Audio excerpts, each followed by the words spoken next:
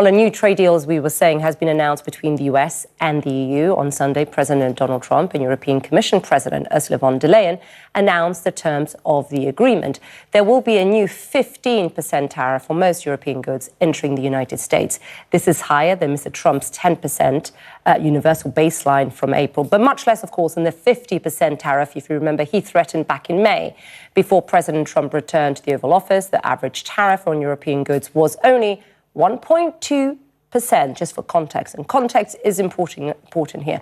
Joining us now to break down the details, the details that we have at least, Matt, is Matt Egan. And this, as we outlined there, Matt, is this half of what the president had promised. Not many people on this side of the pond, I have to say, are celebrating. France's prime minister called it, quote, a dark day for Europe. Belgium's prime minister called it a moment of relief, but not of celebration. So who wins and loses here? Break it down for us. I know we're very short on detail here in terms of this framework. Well, Issa, the fact that there is a framework is, of course, a relief because it means that the U.S. and the EU have averted disaster, which would have been a transatlantic trade war that would have damaged the world economy. But to your point, though, a lot of the details here, they're vague. This is not a legally binding agreement. And we only got a fact sheet from the White House just a few hours ago. But one thing we are clear on is the tariff rate. The U.S.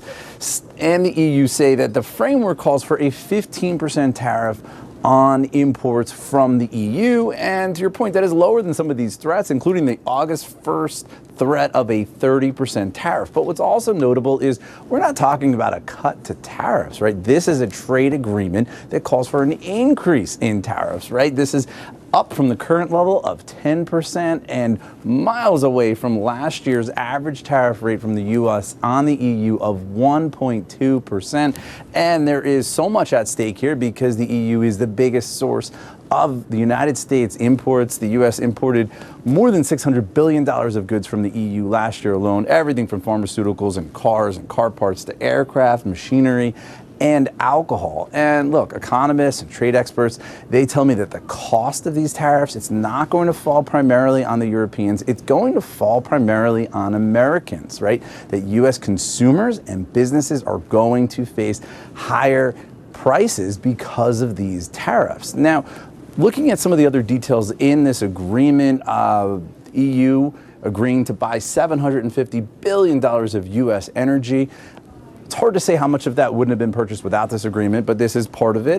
They're also going to be investing another $600 billion in the U.S. and U.S. businesses. In a win for European consumers and U.S. businesses, there's a 0% tariff on U.S. exports to the EU.